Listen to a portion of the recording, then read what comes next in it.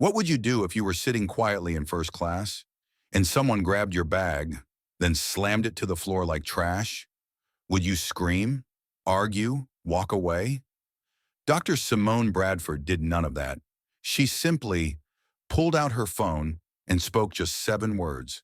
And within 10 minutes, the entire Aeroglide airline system began to panic. A red flag was triggered. Her name was elevated to the airline's legal priority list. And one of the year's biggest discrimination lawsuits began. All from what seemed like a harmless bag toss. But this wasn't just an incident on a plane. This was the story of a black woman, standing in the eye of the storm, refusing to be silent, and turning humiliation into a movement for change.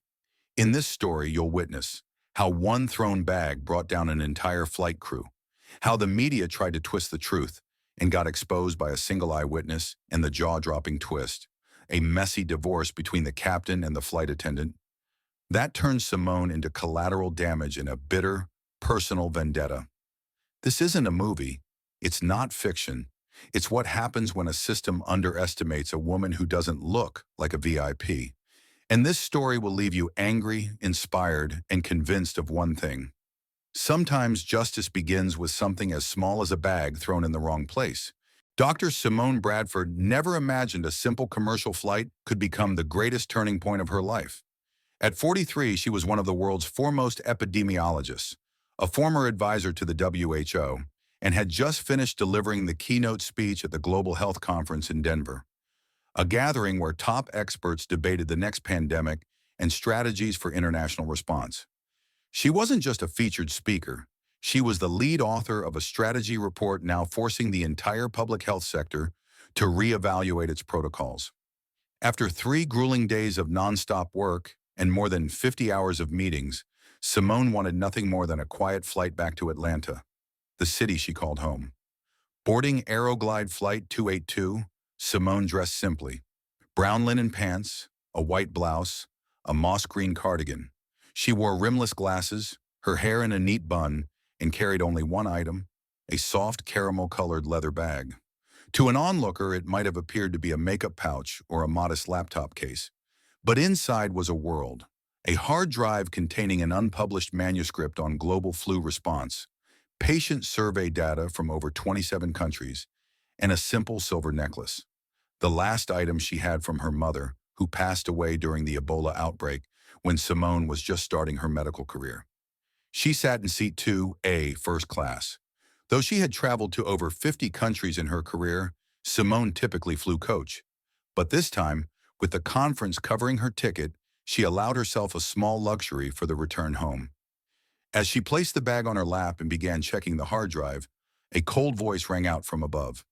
"This bag can't stay here, ma'am." Simone looked up.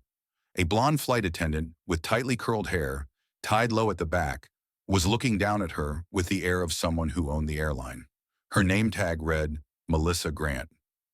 "Excuse me," Simone replied politely, still smiling. "Your bag. It won't fit in the overhead. I'll have to check it below," Melissa said flatly, her tone devoid of courtesy. Simone replied gently, "I've flown this aircraft dozens of times.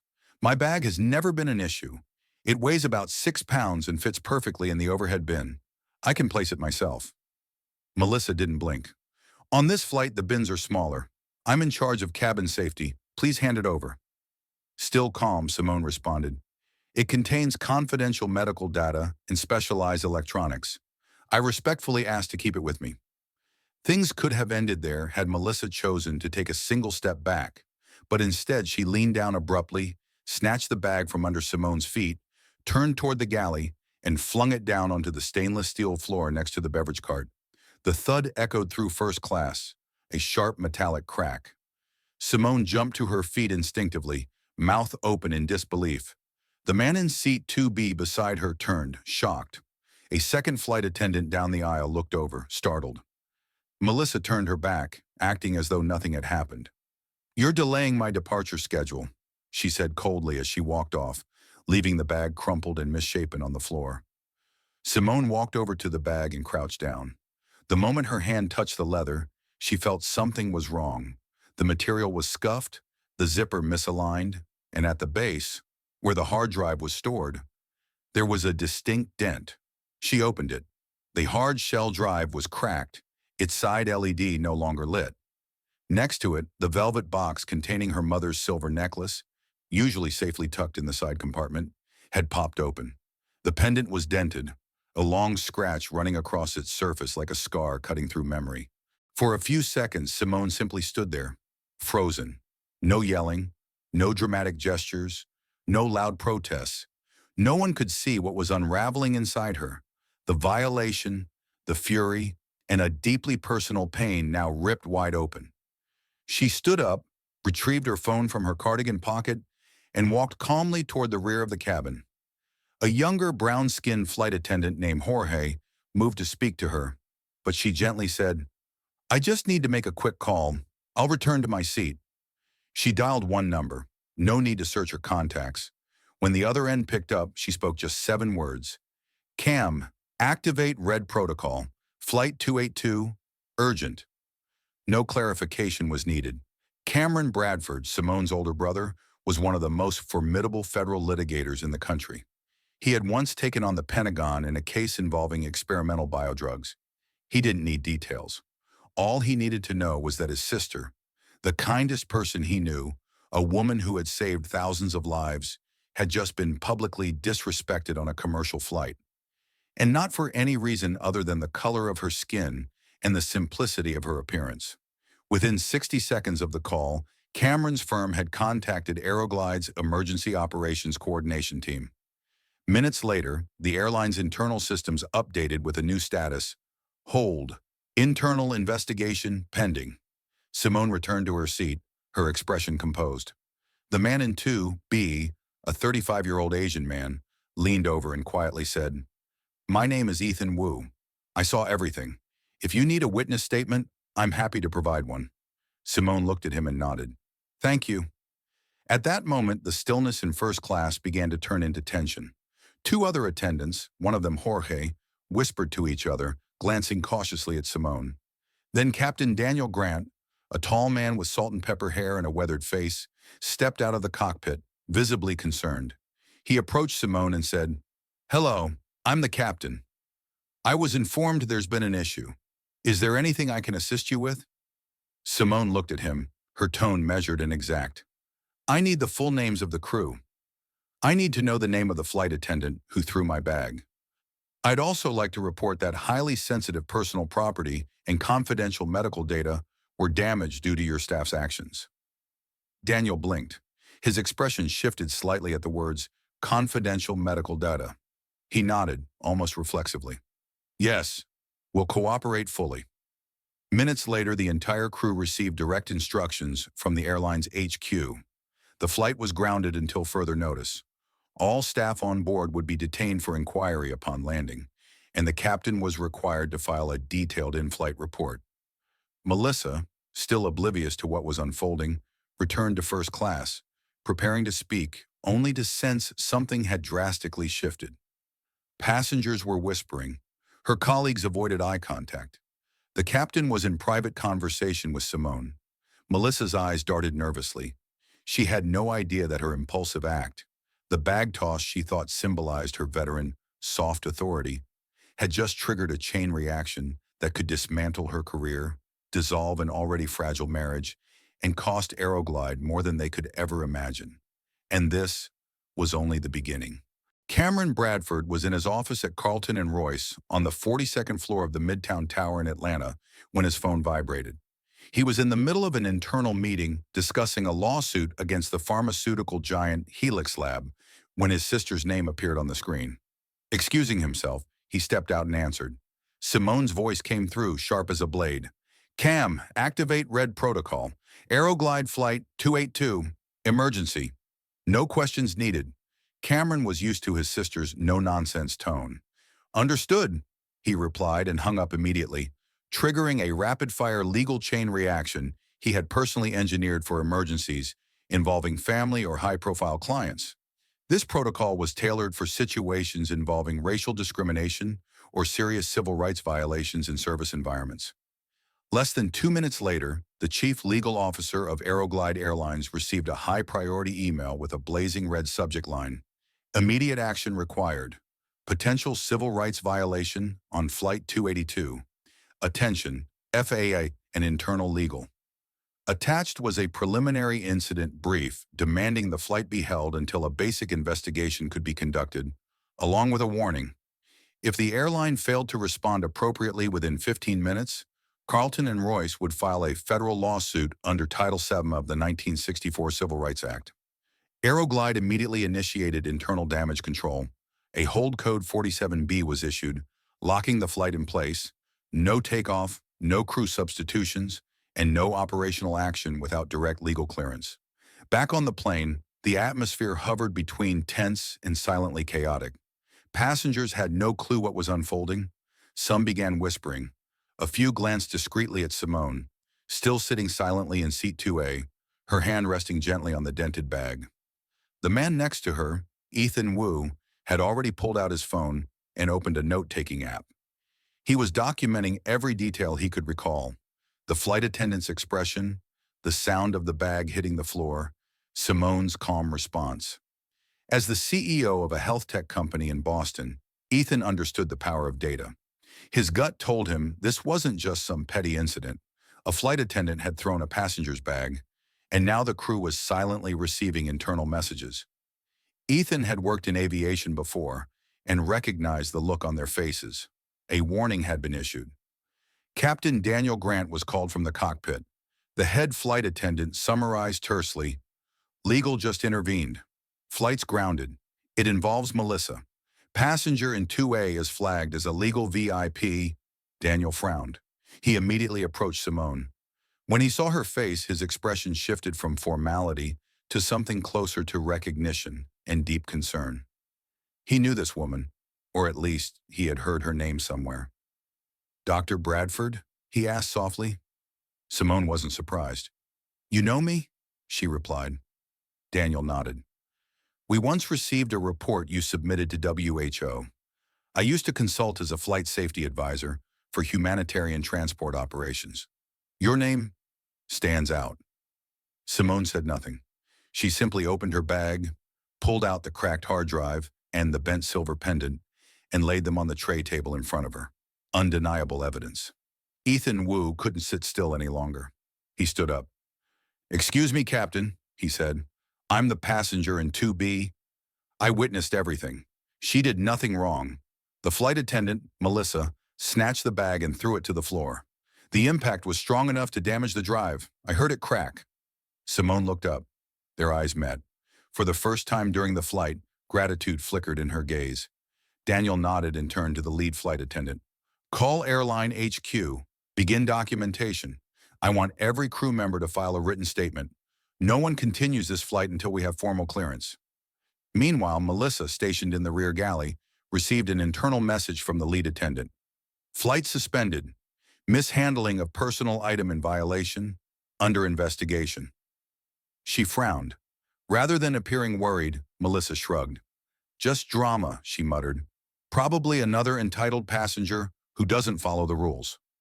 What she didn't know was that the first email about this incident had already been CC'd to multiple government attorneys and a U.S. senator on the Civil Rights Protection Committee, someone who had once worked alongside Simone during an Ebola response campaign. In the cabin, passengers began sensing something was wrong. A couple in row 3 whispered, "Why's this taking so long?" "We should have taken off by now." An elderly woman in 1C said to a nearby attendant, "Is something going on?"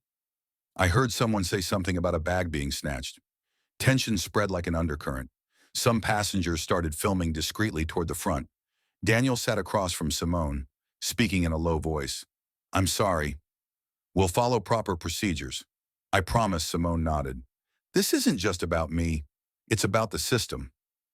Ethan added, "I may not know her, but I can confirm the flight attendant's behavior was unacceptable, and her response, totally composed. I saw it. I'll file a statement if needed." At Aeroglide's HQ, an emergency meeting was underway. The General Counsel, Head of Customer Service, and Risk Management Director were reviewing Melissa Grant's personnel file. It was squeaky clean. Too clean, actually. But what truly alarmed them was the name Cameron Bradford now flashing in their internal alert system. They knew Carlton and Royce. Their internal nickname for the firm was the Legal Headhunters. Every case they took had the potential for PR disaster. And this time, they seemed to have something real. The CEO of Aeroglide issued direct orders. We don't touch the crew, but Melissa is off the schedule pending investigation. Cancel all flights involving her this week and investigate her personal ties to Captain Grant. I want a full report within 24 hours. Back on the plane, a new internal message popped up on the captain's tablet. Passenger 2A's legal representative has formally requested a federal discrimination review. Please preserve all journey data and internal crew communications.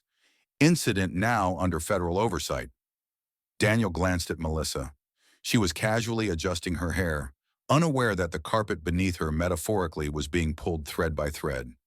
A younger flight attendant named Ben approached Simone. Leaning slightly, he whispered, I'm sorry for everything.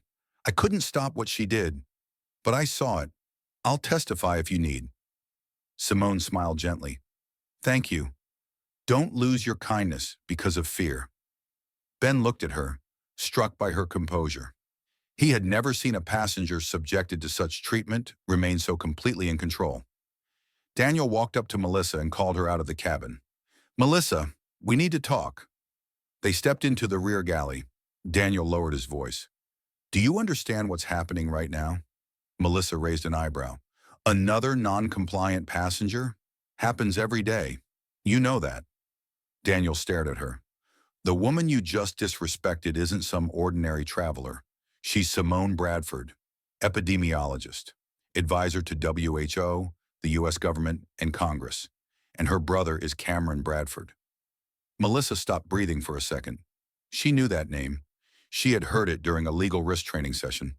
Cameron was the kind of man who could shave 5% off an airline's stock value with a single lawsuit.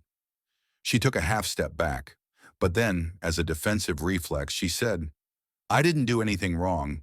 I followed procedure. She was uncooperative. Daniel's tone chilled. You threw a passenger's bag. You know that violates safety protocol. And now, things are out of our hands. Simone, still seated quietly, unlocked her phone. A message from Cameron popped up. Running background on the attendant. We'll update if anything odd shows up. You okay? She typed back. Okay. Have a witness. Ethan Wu. Very reliable. She glanced over at Ethan, who gave her an encouraging smile. What had seemed like a trivial incident, a minor show of power by Melissa, had now become an irreversible chain reaction. And Aeroglide still didn't realize that the media bomb was only a few hours away from detonation. Simone had just woken up in her Atlanta apartment when her phone rang. Morning sunlight hadn't yet pierced through the curtains, and the clock read 6:12 a.m. On the line was Cameron, his voice lower and more serious than usual. You haven't seen the news yet, have you? He asked. Simone rubbed her eyes, still half asleep. What happened? A long sigh came in response. There's an article on AirCheck now. It's been shared over 70,000 times in the last 4 hours. Simone opened her iPad, typed in the name of the site, and stared at the headline that appeared. Exclusive. Dr. Simone Bradford, unhappy on Aeroglide flight. Demands flight attendant removed. Disrupts schedule over a bag. Below the headline was a candid side photo of her, clearly taken without her consent by a fellow passenger's phone, as she spoke with Captain Daniel Grant. The article was a one-sided narrative laced with innuendo. It opened by describing Simone as a successful black woman with excessive demands. It claimed she had vehemently refused to check her baggage and threatened to sue the airline for not receiving the special treatment she expected. Worse still, the piece suggested there was a murky personal relationship between her and Captain Daniel Grant, implying her behavior was inappropriate and an abusive influence. One paragraph even alleged that some passengers reported the doctor acting out of control and making threatening remarks toward the flight attendant. No names, no video, just unnamed internal sources. Simone's heart sank. She had seen stories like this before. How victims of discrimination were flipped into aggressors in a single sensational article. But she had never imagined she'd be next. Even worse were the thousands of comments beneath the article. The first few she read made her stomach twist. Another black diva thinking the world owes her something. Who does she think she is? First class doesn't mean you get treated like royalty. This is textbook black privilege. Create drama and then scream racism. I bet she and the pilot had something going on and now she's bitter about being rejected. Simone shut the screen. Her eyes remained calm, but her hand clenched. Cameron said, I'm working with the media team. Our IT confirmed the author has a history of taking paid placements. He's previously worked with Aeroglide's PR firm. Simone sighed. They're trying to destroy my credibility before this case even sees a courtroom. Cameron responded, I know. But this time they picked the wrong person to mess with. She said nothing. Deep down, she knew she had to act. But she also understood that once the public narrative was poisoned, even legal truth might not be enough to win back public trust. Meanwhile, at a modern office in downtown Boston, Ethan Wu was reading the same article. He had flown back late the night before from his trip to Atlanta. As someone who had witnessed the entire incident, he was furious. He shot up from his seat. No way they're getting away with this, he muttered. He opened his laptop, logged into LinkedIn, and within 15 minutes, published a post with a clear headline that tagged Aeroglide directly. I was in seat 2B, here's the truth. The post began with one sentence. My name is Ethan Wu, CEO of the health tech company Synaptica, and I was seated right next to Dr. Simone Bradford on Aeroglide Flight 282. Then he laid out the entire incident, how Melissa Grant had approached with an air of superiority, snatched Simone's bag, threw it to the floor, and how the crack of impact echoed through first class. He described Simone's response, calm, measured, without a single harsh word or act of aggression.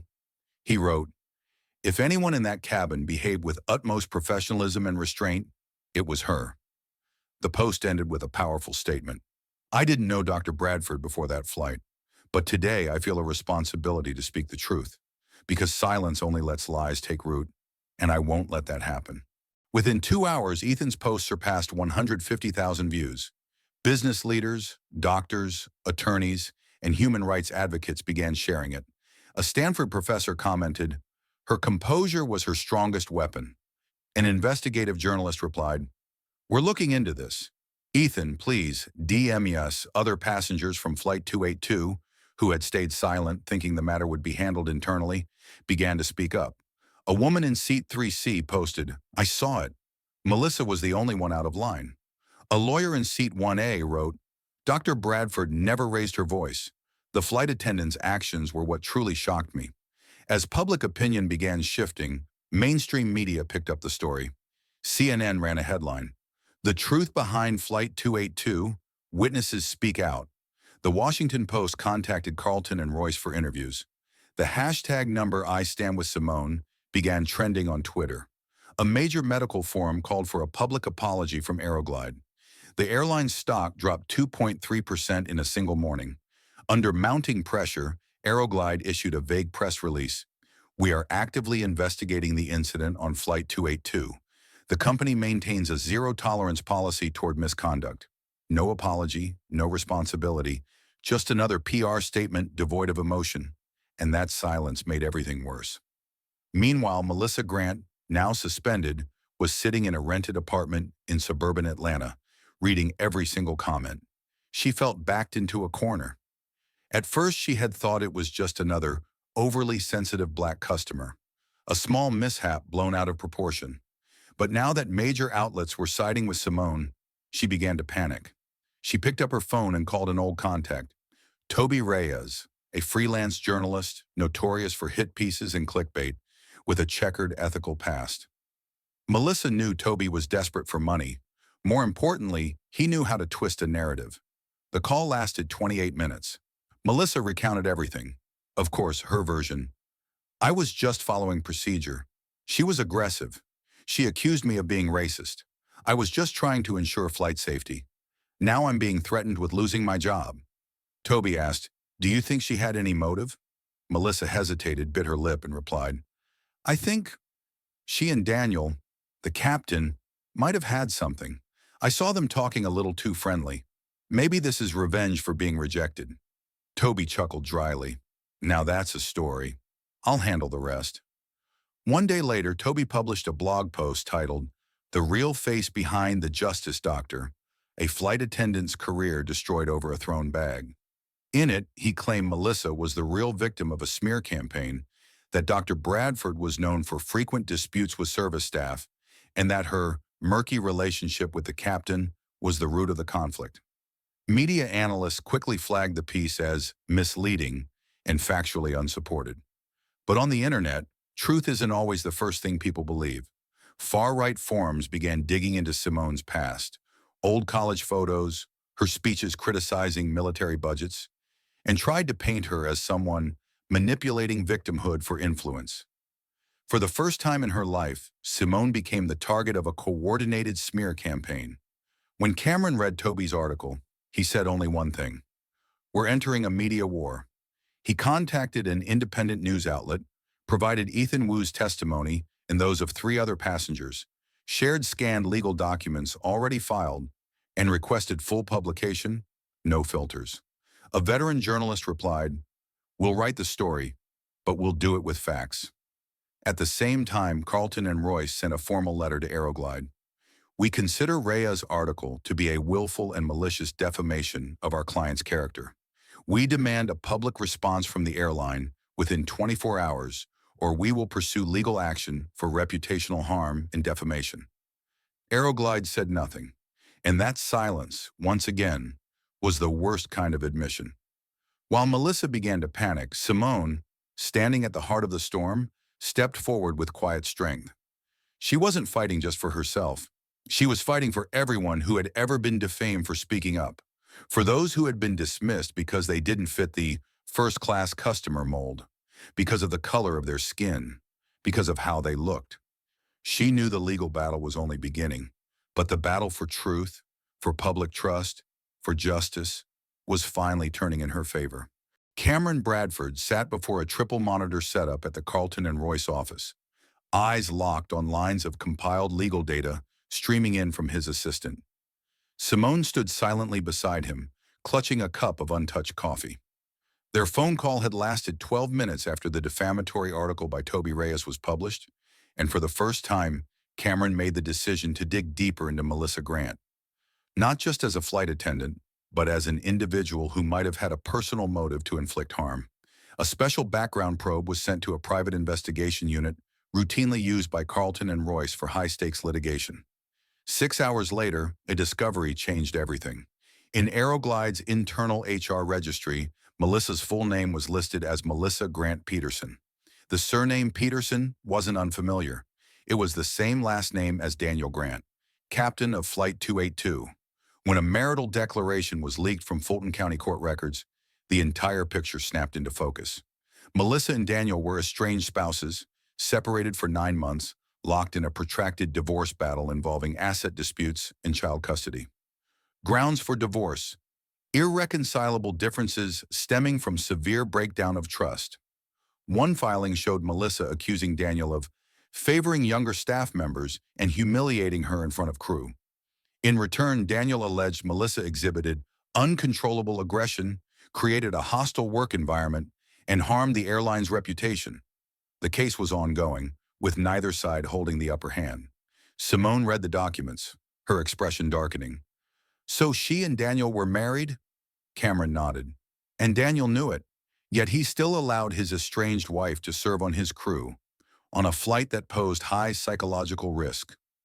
Simone's hand tightened around her coffee cup. "And I, a passenger, became the collateral victim." But the bombshell didn't stop there. The investigative team uncovered that Melissa had previously been suspended for 6 months by her former employer, Orion Jet, for inappropriate remarks to African-American passengers. An internal 2017 report detailed that she once told a black family, "We can't cater to your excessive demands just because you feel offended." When the family filed a formal complaint, Orion allowed Melissa to resign honorably to avoid media fallout. When Aeroglide hired her, they had no record of the incident. Orion had never shared any negative reviews. This enraged Cameron. So the airline never vetted her properly? They put passenger safety in the hands of someone previously disciplined for racial misconduct. Simone nodded slowly. And now it's happened again. But this time, it wasn't just bias. It was deliberate. She pointed to the next item glowing on Cameron's screen, a leaked internal audio recording between Melissa and a close colleague, captured 2 days before Flight 282. In the recording, Melissa could be heard clearly. "I'm going to ruin Daniel. He thinks he can bury me in this divorce trial. Just wait. I'll make one of his flights hell. I'll stage something so big the airline has to choose. Fire me or fire both of us. And if I go down, I'm dragging him with me." Her voice was saturated with venom. Cameron turned to Simone. "You were used. A pawn. Melissa weaponized you to sabotage Daniel's career." Simone closed her eyes for a beat. She remembered Melissa's expression when she threw the bag. It wasn't just contempt. It was pleasure, a twisted satisfaction in causing pain, not aimed at her, but at someone else. Carlton and Royce immediately opened a new case file, reclassifying the incident as a personal vendetta resulting in systemic harm within a public service environment. Cameron drafted a demand letter to Aeroglide, requiring full release of internal recordings, Melissa's training evaluations, work history with Daniel, and official testimony from all flight crew members. When Simone was offered a few days to consider a private settlement, she responded with one word: no. She didn't want an apology. She didn't want free flight vouchers. She didn't want a hush money settlement. She wanted the truth brought to court and a precedent set for every person ever used and abused by a broken system, whether by accident or design. Facing mounting legal and media pressure, Aeroglide proposed a behind-closed-doors resolution on the condition that Simone not disclose the identities of Melissa and Daniel. She refused. The New York Times had sent an exclusive interview request. Simone hadn't accepted. But in a closed-door meeting with her legal team, she said firmly, "I won't be labeled some rebellious victim. I'll say everything, and let the public decide who truly deserves scrutiny." Cameron looked at his sister, brimming with pride. "We'll go to court, not just to win, but to teach them a lesson they'll never forget." When Aeroglide received the official notice of federal litigation, panic set in. Their stock dropped another 3.6%. Internal factions erupted. Daniel Grant was suspended pending investigation. Melissa was ordered to testify before an independent review board. She lawyered up, but knew the evidence was overwhelming. Worst of all, her own voice, caught in the audio threatening Daniel, would be the weapon that destroyed her entire legal defense. Simone knew there was no turning back, but she had no regrets. Every step had a price, and the price of silence, if she had accepted a settlement, disappeared quietly, would have been the repetition of this power play without end. This time it was her. Next time it could be a single mother, a black college student, an immigrant who doesn't speak the language. She wouldn't let it happen again. On the day of the trial, the grounds outside the federal courthouse in Atlanta were more crowded than usual. Reporters, journalists, and justice advocates gathered, holding signs, cameras, and phones. The hashtag #sign Justice for Simone was printed on banners, t-shirts, even face masks. Dr. Simone Bradford stepped out of a black SUV, flanked by 2 attorneys, her head held high, her steps steady. Around her neck gleamed a restored silver necklace, the pendant, once crushed, now shining like a symbol of restoration. She didn't need to speak. She didn't need to pose. She simply walked, and her presence alone was enough to silence the entire street.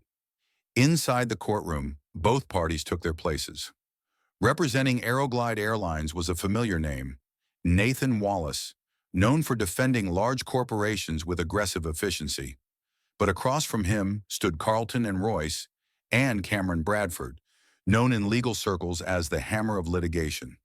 In Cameron's possession were critical files: Melissa's incriminating audio recording, her previous suspension at Orion Jet, witness statements from passengers, a medical damage report of the broken hard drive and its lost research value, before and after images of the pendant, and trace financial links behind the defamatory articles.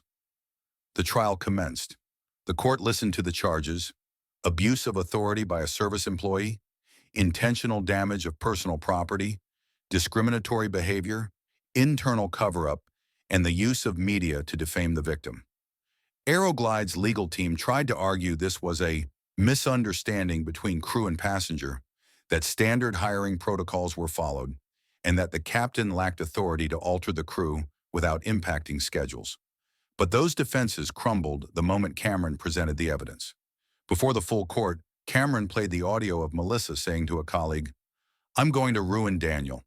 I'll make one of his flights hell."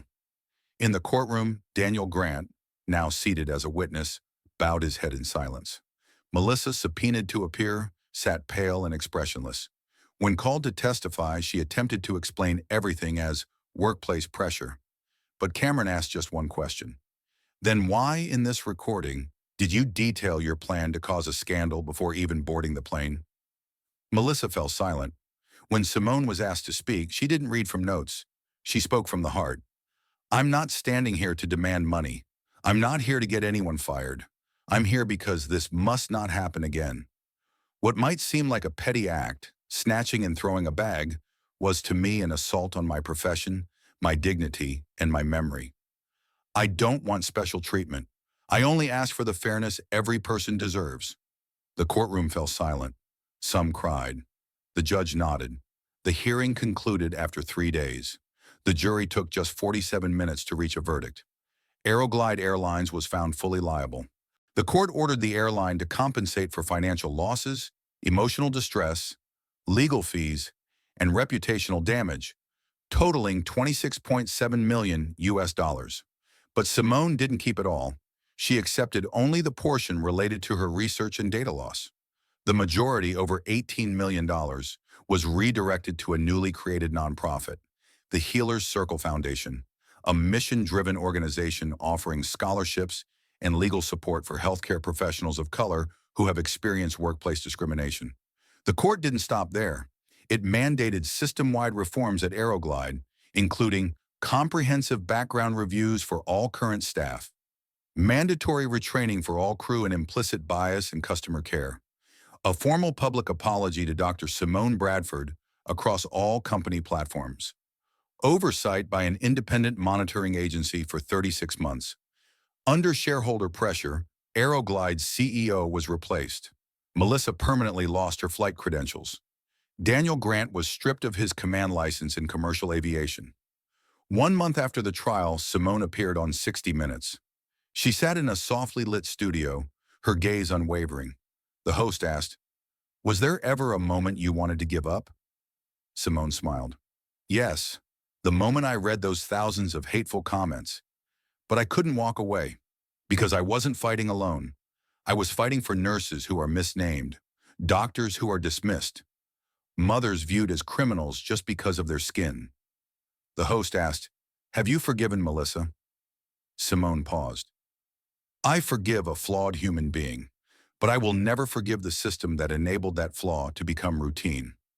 In its first year, the Healers Circle Foundation awarded over 120 scholarships to aspiring healthcare students of color. It hosted 6 legal workshops for professionals facing bias. A high school in New Orleans named its library after Simone. Howard University invited her to join as a part-time faculty member. The World Health Organization nominated her to a global advisory council. But the moment that moved her most came through the mail, a handwritten letter from a 16-year-old girl in Detroit. "Dear Ms. Simone, my mom is a nurse. You're the reason she didn't quit. Thank you for not giving up." Simone keeps that letter close, right beside her restored silver pendant. Every morning as she puts it on, she remembers that flight, the thrown bag, the sound of the hard drive cracking, Melissa's cold stare, and then she smiles. Because from that petty act, she built a storm of change. Justice doesn't arrive in a day, but if you stand your ground, through lies, threats, and slander, then eventually truth will speak. And when truth speaks, nothing can silence it. Just like that dented pendant, Simone didn't choose to tuck it away. She restored it. She wore it every day as a declaration, because she understood silence is complicity, and justice doesn't arrive on its own. It needs someone to stand up, even when misunderstood, attacked, or hurt. You may not be a doctor, you may not be a lawyer, but you could be an eyewitness like Ethan Wu, the person who writes a letter of encouragement, the one who dares to comment the truth in a sea of silence. If you've ever been dismissed, judged by your appearance, or called by the wrong name, then this story is for you. And if you believe in kindness, if you believe that respect should never have to be earned to be given, then hit subscribe so you won't miss more stories like this, stories that should have been told long ago. And leave a comment below. What would you do if you saw someone being mistreated right in front of you? Would you stay silent, or would you be the one who made the whole system take a second look?